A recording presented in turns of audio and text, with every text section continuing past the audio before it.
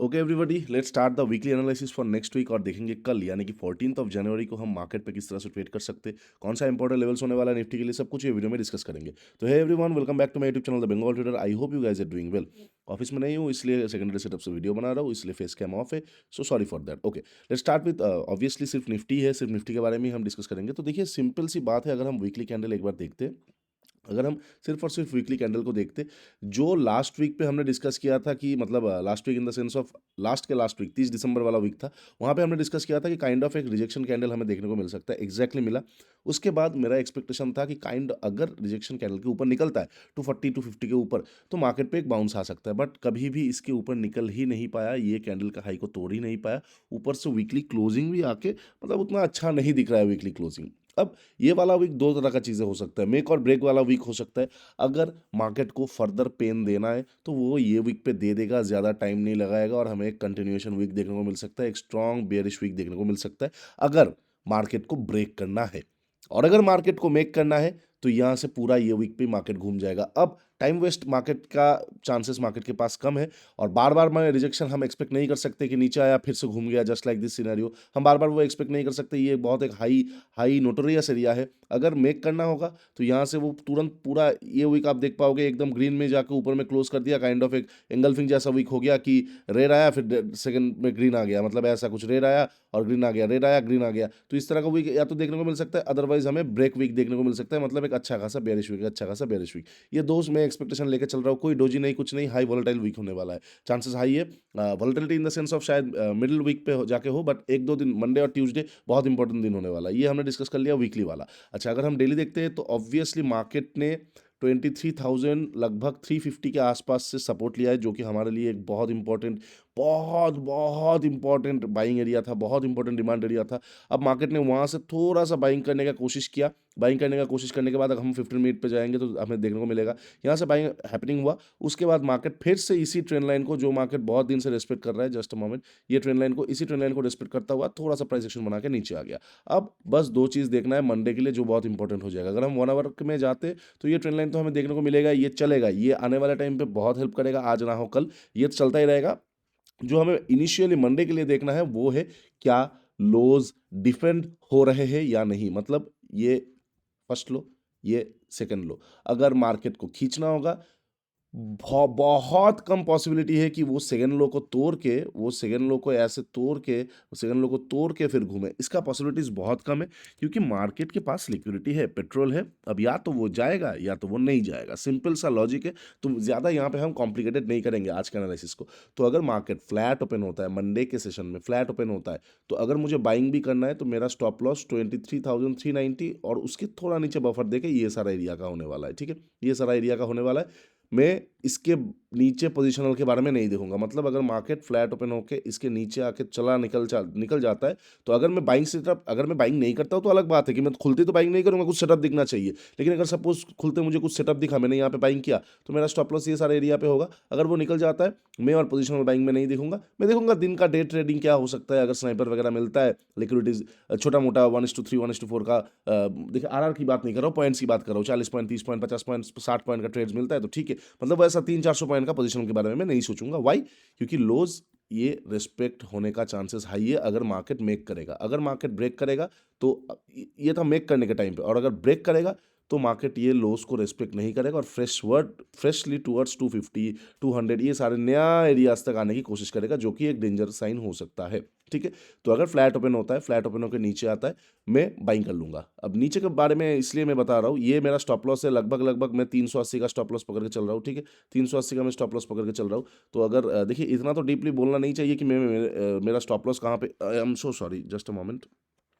इतना तो नहीं बोलना चाहिए कि मैं एग्जैक्टली कहाँ पे स्टॉप लॉस लगा रहा हूँ, बट दिस इज, मैं आपको एक ओवरव्यू बता रहा हूँ। अगर मार्केट फ्लैट ओपन होके ये सारे एरिया पे मिलता है ना, मैं एक बार रिस्क लेने के लिए तैयार हूँ। मैं इसलिए तैयार हूँ क्योंकि यहाँ पे पॉइंट बहुत कम निकल के आएगा। कितना पॉइंट निकल के आएगा? 20-25 पॉइंट का पोजिशनल के लिए बहुत इंपॉर्टेंट, बहुत मज़ेदार चीज़ें होगा। तो अगर फ्लैट ओपन होता है यहाँ पे, मैं देखता हूँ कि ये लो को डिफेंड कर रहा है, ये वाला लो को डिफेंड कर रहा है मार्केट, और फ्लैट ओपन हुआ 2-4 मिनट रुक के निकलने की कोशिश कर रहा है तो मैं यहाँ पे बाइंग कर लूँगा। यहाँ का स्टॉप लॉस पहला टारगेट इस बार मैं ट्रेंड लाइन का नहीं रखूँगा, इस बार मैं इसके थोड़ा ऊपर का रखूँगा क्योंकि बहुत बार डिफेंडेड है। तो मैं इस बार ट्राई करूँगा 590, 560, 580 ये सारा लिक्विडिटीज़ तक का एक बार टारगेट तक होल्ड करने के लिए। उसके बाद अगर टारगेट आ गया तो अच्छी बात है, उसके बाद अगर प्राइस एक्शन आ गया तो मैं एक बार बाइंग साइड के लिए और पोजीशन ऐड कर सकता हूँ। अगर डायरेक्ट टारगेट पे जाता है तो फिर लिक्विडिटी ग्रैब होगा तो वहाँ पे कुछ क्वांटिटी बुक करके फिर नीचे से बाइंग किया जा सकता है। और अगर एकदम चीर फाड़ के चला जाता है, मतलब ऐसा कैंडल बना दिया क्या ही बताए, इस तरह का 100 पॉइंट 150 पॉइंट का 2-2 3-3 कैंडल बना दिया, इस तरह का कैंडल बना दिया, इस तरह का कैंडल बना दिया, तो थोड़ा बहुत और ट्रेल वगैरह कर सकता है। ठीक है, ये हो जाएगा अगर फ्लैट ओपन होकर मार्केट ऊपर या नीचे की तरफ आता है, सिमिलर प्लान रहेगा। ये बीच में कोई भी मेरा सेटअप चाहिए होगा, सेटअप में मैं यूज़ कर सकता हूँ। 15 मिनट सेटअप को तो मैं देखूंगा नहीं, ठीक है, क्योंकि जोन वेग जोन है, vague zone in the sense of broad zone है। इतना ब्रॉड जोन में 15 मिनट सेटअप नहीं देखा जाता है, तो हमें वहाँ पे उसको नैरो डाउन करना पड़ेगा। तो एलटीएफ में मुझे स्ट्रक्चर चाहिए, या तो मुझे स्नाइपर चाहिए, या तो मुझे थोड़ा एडवांस लिक्विडिटी हंटिंग चाहिए, या फिर मुझे कोई बहुत इंटरेस्टिंग लेवल दिख गया, वो सारा चीज़ें चाहिए, या फिर मान के चलते छूट गया, ऊपर चला गया, ट्रेंड लाइन के आसपास आकर थोड़ा रुक गया, तो यहाँ से मैं मोमेंटम सेटअप पे एक बार देख सकता हूँ। ये सारा सेटअप में मैं ट्रेड करूँगा। ठीक है,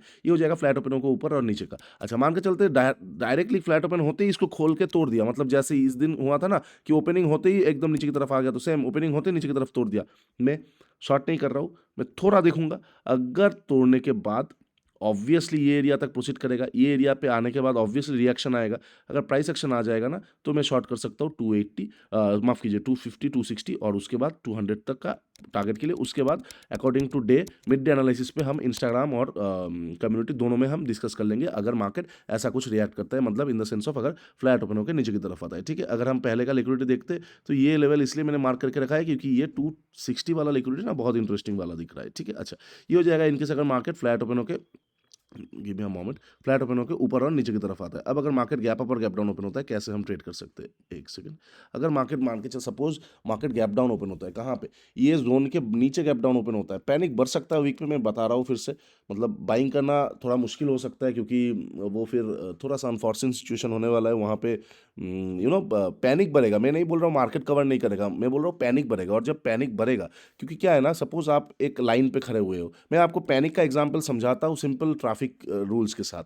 जैसे आप अगर कोई एक रास्ते से बहुत स्मूथली चल रहे हो, बहुत स्मूथली चल रहे हो, ठीक है, आप एक गाड़ी का फॉलो कर रहे हो, एक गाड़ी ऐसे पूरा लाइन पे चल रहा है। अब अगर कोई सडनली आपको ओवरटेक करके चला जाएगा ना, आप तो सपोज रूल्स को फॉलो करोगे, आप आपका लेन पे ही चलोगे, ठीक है, मैं नहीं करूंगा, वो कर रहा है, लेकिन बाजू का जितने भी लोग हैं ना, उनको फोमो आ जाएगा, उनको पैनिक आ जाएगा, तो वो भी अब ओवरटेक करने लगेंगे, वो भी अब ओवरटेक करने लगेंगे। इस तरह से केओस सिचुएशन क्रिएट हो जाएगा और एक सडन अलग लेन क्रिएट हो जाएगा। तब आप देखोगे, अरे मैं लोगों को समझा समझा के थक चुका हूं, मतलब आपका माइंड में ऐसा होगा कि रूल्स को फॉलो करो और एक को देख के सब ओवरटेक कर रहे हैं, तो सेम चीज हो जाता है पैनिक सिचुएशन पे भी।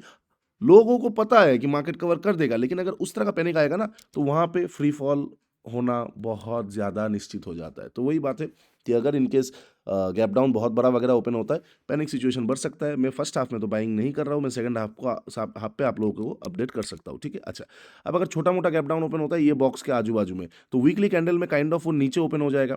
मैं बस, अगर ऐसा हो रहा है वीकली कैंडल में, अगर वो नीचे ओपन हो रहा है, तो ऐसे ही वो नीचे ओपन नहीं हुआ है और यहाँ पे ही नहीं रुकने वाला है, तो मैं 260 का तो वेट करूंगा ही करूंगा। अगर बॉक्स के आसपास गैप डाउन ओपन हो रहा है तो मैं 260 का लिक्विडिटी ग्रैब का वेट करूंगा, यहाँ से बाइंग नहीं करूंगा। पहले ये ग्रैब को होने देंगे, लिक्विडिटी को ग्रैब एक बार हो जाएगा, उसके बाद मैं यहाँ से बाइंग करके फिर जो भी हमारा प्लान था ट्रेंड लाइन तक फर्स्ट टारगेट, ये वाला लिक्विडिटी तक सेकंड टारगेट में एक बार रख सकता हूँ। ठीक है, ये हो जाएगा इनकेस अगर मार्केट गैप डाउन ओपन होता है। अब suppose market, just a moment, market अगर गैप अप ओपन होता है, कहाँ पे गैप अप ओपन होता है इंपॉर्टेंट हो जाएगा। अगर गैप अप, अच्छी बात है, गैप अप ओपन नहीं होना अच्छी बात है, मार्केट के लिए अच्छी बात है। अब कहाँ पे ओपन होगा, जहाँ पे हम पकड़ पाए, वो इंपॉर्टेंट हो जाएगा ना। अगर ये सारे एरिया के आसपास गैप ओपन हो रहा है 590, 600, तो क्या कर सकता है मार्केट, गैप अप ओपन होके एक बार रिटेस्ट के लिए आ सकता है। वो भले पीडीसी तक आए, वो भले ट्रेंड लाइन तक आए, वो भले काइंड ऑफ आप मान के चलते हैं 500 का पीएसवाई नंबर तक आए, काइंड ऑफ कहीं पे भी आए, एक बार रिटेस्ट करने के लिए आ सकता है। उस सिचुएशन में हम क्या करेंगे, अगर रिटेस्ट करने के लिए आता है तो लोअर टाइम फ्रेम में जाके हम एक डिमांड स्ट्रक्चर को फाइंड करेंगे, डिमांड स्ट्रक्चर फाइंड करके फिर हमारा आरआर के अकॉर्डिंग हम नीचे से बाइंग करके